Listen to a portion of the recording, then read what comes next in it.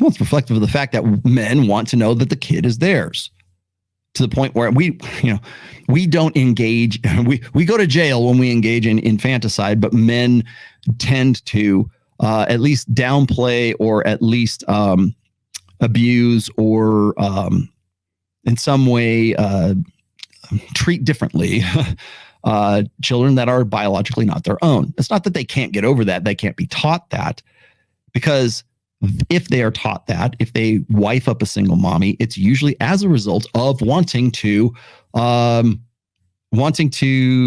get past the paternity fraud or the cuckold fraud or the virginity fraud or whatever it is, the fraud, right? And those words are only frauds if we live in a world that is dictated by social constructionism. And that's where these girls are at. Well, the whole world is about societal influences, and you're only the way you are because you were societally conditioned to be that way, rather than actually have an innate firmware that predisposes you to, I don't know, infanticide. Yes, or to want to know that if the hymen is intact, want to make sure that the baby that's coming out of that woman is yours. I had that conversation with the girls again on Access Vegas. I said there's a qualifiable difference between the way that women mate guard and the way that women get jealous when there's infidelity.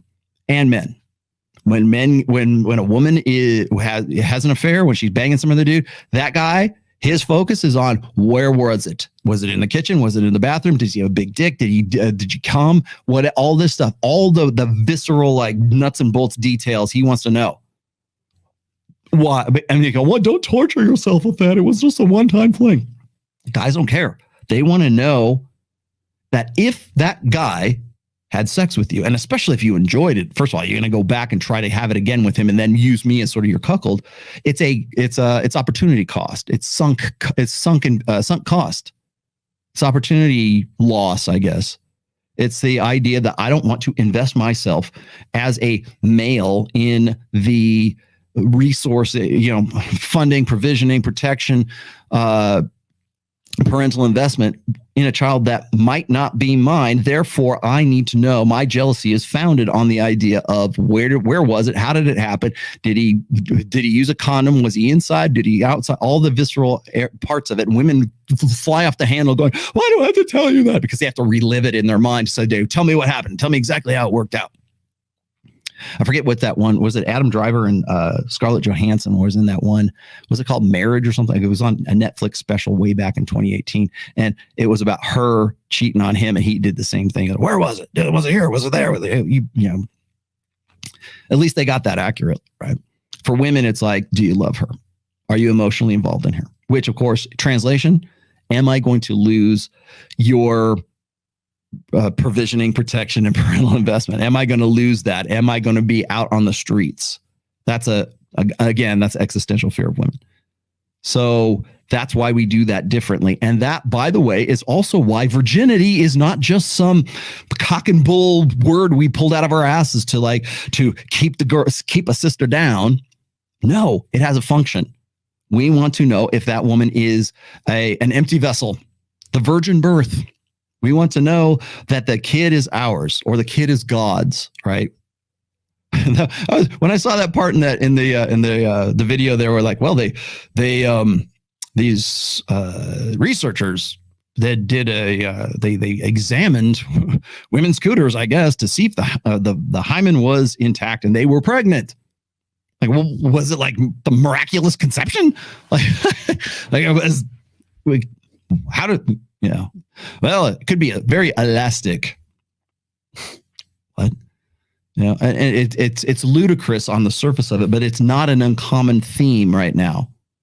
So women want to be able to say, look, there's nothing we can do about our digital footprint. There's nothing we can do about all those videos we did in our youth on OnlyFans. There's no way we can erase the VHS tape of us doing a three-way with the guys in college. There's nothing we can do about there's nothing we can do about our Instagram. In fact, we don't even want to. Why would you want to have us, show your face on our Instagram? Why would you want to in any way inhibit our ability to market ourselves on the sexual marketplace? If you do as a man, that means you're insecure in your masculinity, and therefore there's something innately wrong with you. Let's change the language. There's no such thing as virginity.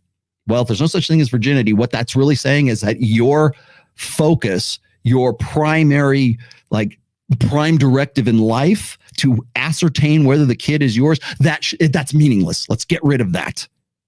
To that firmware, the things that make you jealous, the things that make you sort of hesitant or your revulsion response to certain, circumstances, to single mommies, that you're an insecure man if you have those. You're an insecure man if you won't wife up a single mommy. You're an insecure man if you won't wife up a porn star. There's something wrong with you. Who hurt you? Eventually that's what it rolls down to. But the thing is the reason why we change languages is so that we can change there's a want to change that reality, right? If thought can corrupt words and words can corrupt thought. So what's the thought that we're supposed to have by erasing virginity? What is the thought that we're supposed to be thinking when we say, oh, you know what? You should be ashamed of yourself for not wanting to get with a single mommy. What's the thought? What's behind all of that? What's the latent purpose of promoting that narrative? That men should not ever, like women's mating strategy should always be what we're going to organize society on. That's what really boils down to. We need to take, it's part of what I've called removing the man. And I wrote an essay back in, I think it was 2016, and then I updated it in 2019. But there was this effort on the part of a lot of like local governments to change the bylaws of like their cities and their states and everything to make it more gender neutral. And what that gender neutrality meant was removing any instance of the letters M-A-N in the English language that successively come together, right? Fireman, fire person, firefighter. Let's change that. I mean, to the point where they were spending literally millions of dollars to go in and erase the man, to remove the man from the language. Now let's remove virginity, because that is a vestige of the patriarchy and we can't have that. It's the virginity fraud. What you can't erase is the biological imperative. What you can't erase is the evolutionary firmware. And that's the conflict that we're running into right now. So when I see Dr. Jordan Peterson and the rest of these guys talk about marriage, or I got Hafiz, oh, these guys are so negative. No, we're presenting facts. And one of those uncomfortable facts is that thought corrupts language as language corrupts thought. Stop using that language. Okay. Virginity, start using virginity. You don't have to be as crazy as saying, oh, I'm going to go check her hymen, because you're probably not going to marry a virgin these days. Odds are highly probable that the girl you want to settle down with, or the girl you want to have a relationship till death do you part, forsaking all others, she's probably had some other guys in her past. Probably. For better or worse. Sicker for poor, sicker in sickness and in health. For rich or for poor, that's a stipulation for the women, right?